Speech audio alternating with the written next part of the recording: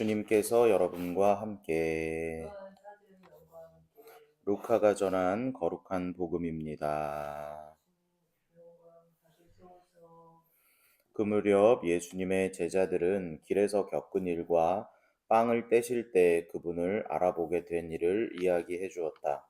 그들이 이러한 이야기를 하고 있을 때 예수님께서 그들 가운데 서시어 평화가 너희와 함께 하고 그들에게 말씀하셨다.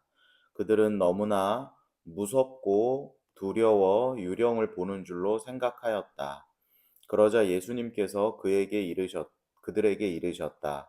왜 놀라느냐? 어찌하여 너희 마음에 여러 가지 의혹이 있느냐? 내 손과 내 발을 보아라. 바로 나다.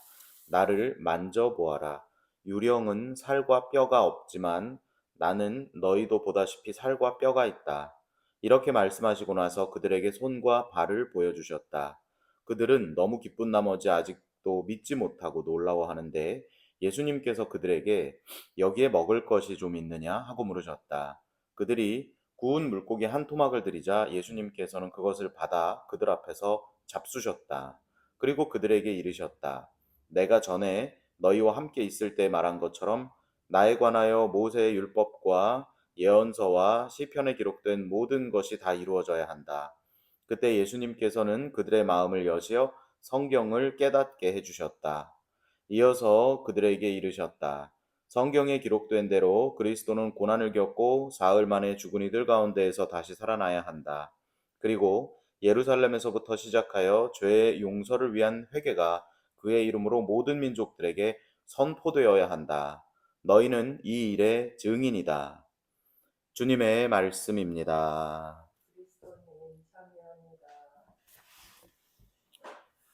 찬미의 주님, 네, 오늘 우리는 부활 8일 축제 목요일 맞이했습니다. 오늘 복음 말씀 우리가 이 예수님 부활을 이렇게 축제를 지낼 때 늘 부활이 오면 아주 유명한 이야기가 두 개잖아요. 마리아 막달레나가 이제 무덤에 가서 첫 번째로 예수님을 만난 일, 라쁘니 하고 말하는 것이 화요일 날 복음이었어요. 첫 번째 복음의 증인. 두 번째로 어제 복음이었죠. 이 엠마오로 가는 제자들에게 알아채지 못하는 제자들에게 예수님께서 이렇게 함께 걸어가시면서 성경의 내용을 이렇게 풀이해 주시면서 가시다가 거기서 이렇게 머무르시게 됐는데 빵을 이렇게 딱 쪼개게 되니까 제자들이 그때 알아봤다. 그래서 제자들이 예루살렘으로 돌아와서 12 제자들에게 주님을 배웠어 하고 얘기하는 장면입니다. 오늘이 어떻게 보면 그 두 가지가 유명한데 오늘은 이 부활 예수님 부활의 완성이라고 저는 생각합니다. 왜 그러냐 하면 먼저 이 상황이 좀 재밌어요. 예. 상황이 재밌습니다. 먼저 이 제자들이 만약에 제자들이 예수님 부활 소식을 지금 무서워서 다락방에 숨어 있는 제자들에게 마리아 막달레나가 뛰어와서 예수님 부활하셨습니다. 예수님이 무덤에 안 계십니다. 하는 소식을 전했을 때는 신기했을 수 있을 것 같아요. 정말? 그러고서는 이제 베드로하고 요한하고 이제 뛰어가서 진짜로 보니까 정말 없단 말이죠. 그리고 그 엠마오로 가던 두 제자가 이제 한 명이었던 사람이 두 명이 돼서 와서 부활하셨습니다 하고 전했을 때는 여러 가지 감정이 들겠죠. 오늘 복음에도 지금 이런 무섭고 두려워 유령을 보는 줄로 생각하였다. 왜 마음에 여러 가지 의혹이 드느냐 이런 얘기도 하시지만 한편으로 제자들이 서운했을 수도 있다고 생각해요. 우리가 12 제자인데 부활하셨으면 우리한테 좀 먼저 우리가 그죠? 우리가 전해야 되는 사도들인데 왜 3년 동안 우리를 그렇게 가리켜 놓고 부활하는 건 다른 사람들로 하여금 내가 듣게 하나 그런 서운함도 한켠으로 들고 한켠으로 그 서운함이 들면서 어떤 사람은 또 아유 그래도 싸다 내가 예수님 돌아가실 때 내가 배신했으니까 저 마리아 막달레나는 그래도 그 십자가 밑에까지 갔는데 나는 여기 숨어 있었으니까 부활하셨다는 소식을 지금 여기 숨어서 듣고 있으니까 그래도 싸다. 그리고 그렇게 좀 그런 생각을 했을 수도 있고 그리고 정말 부활하셨다는 것에 대해서 자꾸 이렇게 그 예수님께서 부활하시리라고 한 그것을 그 모든 신앙인들이 그 부활 신앙이 인생의 목표이기도 한데 그것을 기뻐하는 마음도 있지만 그것이 좀 무섭고 두려운 마음도 들었다는 거죠. 아주 여러 가지 감정들이 지금 아 제자들 안에 막 이렇게 혼란스럽게 혼재해 있을 때 예수님께서 오늘 이렇게 와서 말씀하고 계시는 겁니다. 저는 그 요번 주 중에 복음 말씀을 통해서 이 두 가지 방향의 확산이 이루어지고 있다고 생각을 해 보았어요. 첫 번째로는 양의 확산입니다. 부활 증인이 한 명이었어요. 그리고 그 다음 날은 두 명이 됐어요. 그리고 오늘은 12제자, 11제자죠. 11명이 됐어요. 이게 이렇게 양으로 늘어나고 있잖아요. 이게 점점점. 그런 방향으로 볼 수도 있고, 지식의 확산이 일어나기도 합니다. 첫 번째, 첫 번째 체험자였던 마리아 막달레나는 사실은 아무것도 모르는 거예요. 그냥 보기만 한 거죠. 라뿐이 하고 그 명호를 열어주시기만 한 거죠. 마리아야 하고 부르고 나서 라뿐이 하고는 제자들한테 뛰어갔으니까. 그렇게 명호만 열렸어요. 두 번째 둘 제자들에게는 성경을 풀이해 주셨어요. 그죠? 성경을 풀이해 주셨지만 그 빵을 떼실 때 그들 눈앞에서 사라지셨다라고 하는 것을 보면 그 제자들은 오해할 수 있어요. 예수님이 썩어 없어질 육신은 죽으셨고 영으로 부활하셨다 하고 생각할 수 있어요. 영과 육을 분리시킬 수 있는 거죠. 왜냐하면 신기하잖아요. 육은 할 수 없는 일을 하잖아요. 갑자기 눈앞에서 사라진다든지 이쪽에서 나타났다 저쪽에서 나타났다든지 그런 일들을 보고 여러 가지 혼란이 있을 수 있습니다. 그런데 오늘 예수님께서는 제자들에게 나타나셔서 비로소 모든 신비를 해석해 주시는 듯합니다. 먼저 그 앞에 있던 부활의 제자들은 부활의 증인들은 우선은 못 알아봐요. 못 알아보다가 부르니까 알아보고 빵을 떼니까 알아보는데 벌써 예수님께서는 이 12제자한테 들어가시면서는 평화가 너희와 함께 하니까 다 알아보고 시작하는 거죠, 이제. 그전에는 알아보면 없어져. 근데 알아보면서 시작하시는 거죠. 그리고는 무슨 일을 하시냐면 유령은 살과 뼈가 없지만 나는 살과 뼈가 있다. 나는 영혼과 육신이 결합된 채로 죽었고 온전히 죽었고 온전히 부활했다. 육으로 부활했다. 하는 부활의 완전한 신앙을 제자들에게 알려주고 있습니다. 그것을 증명하기라도 하는 듯 제자들에게 먹을 걸 달라고. 이게 논란을 종식시키고 계시잖아요.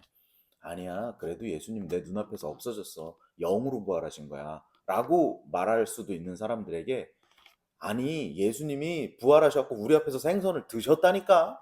그러면 논란이 없는 거잖아요. 육으로 부활하셨다라고 하는 걸 명확하게 알려주고 계십니다. 그 이후에 모든 성경의 내용을 깨닫게 해 주셨다 하는 구절까지가 부활 신앙의 완성입니다. 다 말해 주신 겁니다. 그리고 나서 정말 그 신앙이 완성되는 일은 맨 마지막에 나오는데 이렇게 말씀하고 계십니다. 너희는 이 일의 증인이다. 내가 너희에게 말해주는 이 모든 내용은 모든 민족들에게 선포되어야 한다. 선포될 때 완성된다 하고 말씀하고 계십니다.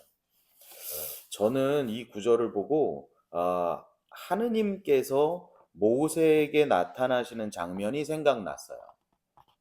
하느님께서 모세에게 불타는 떨기나무 대목에서 나무가 타고 있는데 이 연소가 되지 않는 거죠. 이렇게 타고 있는데 재가 되지 않는, 계속 불타고 있는, 시간이 멈춰 있는 것 같은 그 힌트를 뒤에다 세워 놓으시고, 그리고 하느님께서 모세를 만나시잖아요.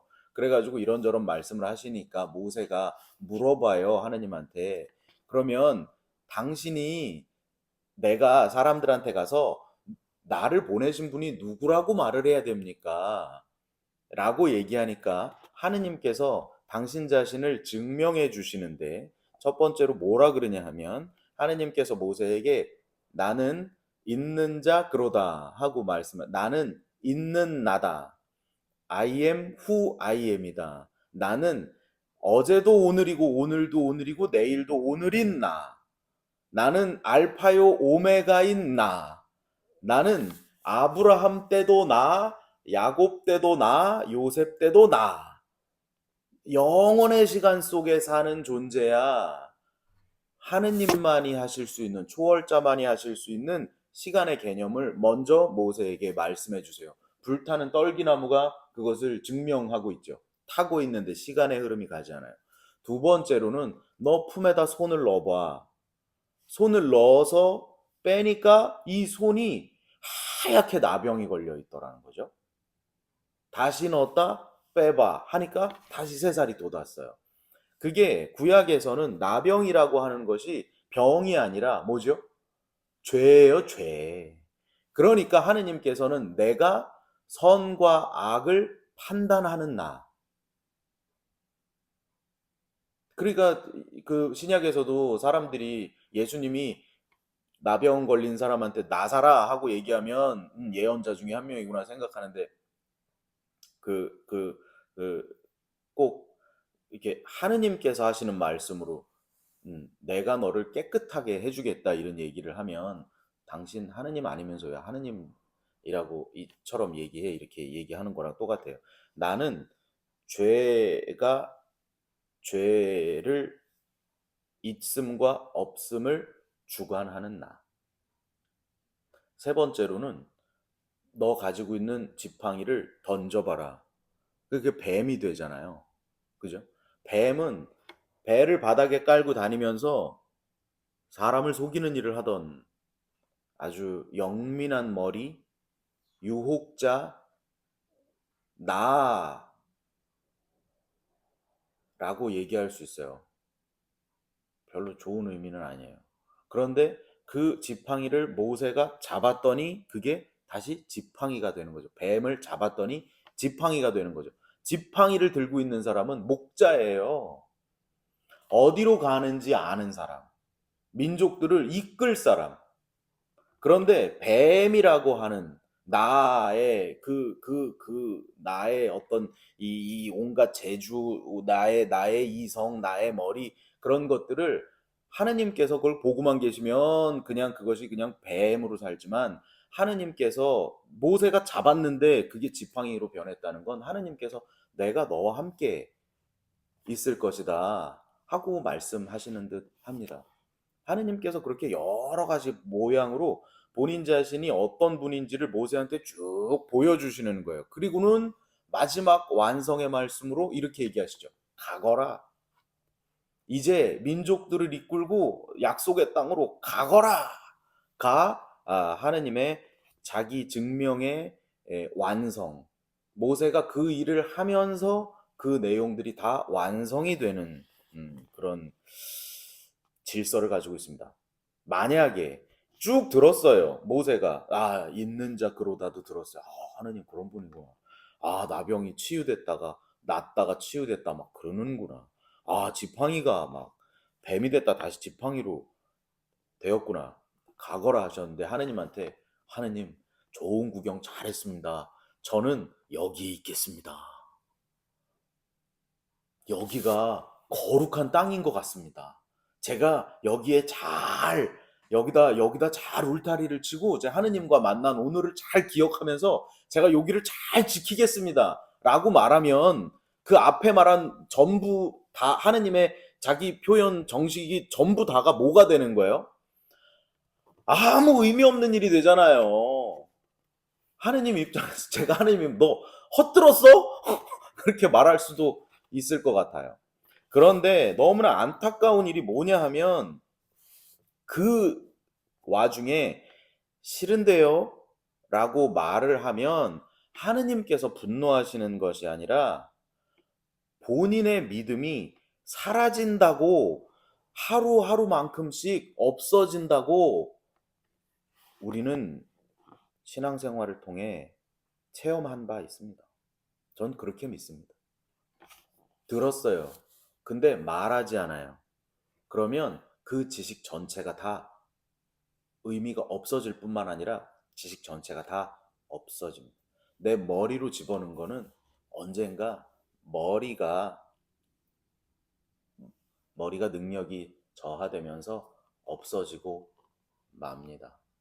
세상 어떤 지식도, 예수님의 부활이라고 하는 놀라운 사건도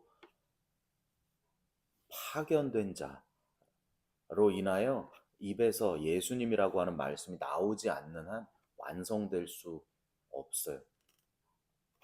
오늘 요번 주는 쭉 계속해서 사도행전을 우리가 일독서를 읽고 있는데 이 사도 베드로와 사도들의 모습이 얼마나 멋있냐고요.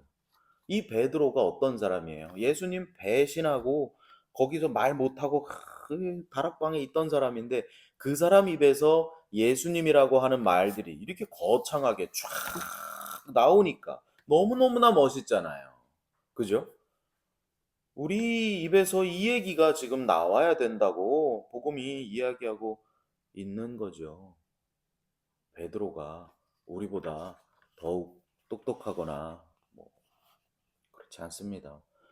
부활을 체험했고 성령이 강림했고 그리고 제자들이 나가서 말하기 시작했습니다. 그렇게 말하기 시작하였을 때 거기서 부활이 완성돼서 우리 교회가 2000년 넘게 유지되어 오고 있습니다. 아, 뱀이 지팡이로 바뀌는 사건처럼 우리는 파견된 자들에게는 하느님께서 그것에 막가진 능력을 또한 부여해 주신다고 믿고 있습니다. 내가 무슨 일을 할 때, 주님의 일을 하겠어라고 마음을 먹으면 그것에 합당한 능력까지 함께 주신다는 거지요. 저는 사실 그래서 유튜브를 할까 말까 고민하다가 가장 저의 이 발목을 이렇게 마지막까지 저를 고민하게 했던 주제가 그건데 유튜브라고 하는 게 이렇게 앉아서 봐요, 집에서. 그죠? 이렇게 맨날 봐요, 이렇게 봐. 이게 보다가 좋은 얘기 잘 들었어. 오늘 이 신부 강론 괜찮았어. 하고 덮고 움직이지 않으면 이건 독이 돼요.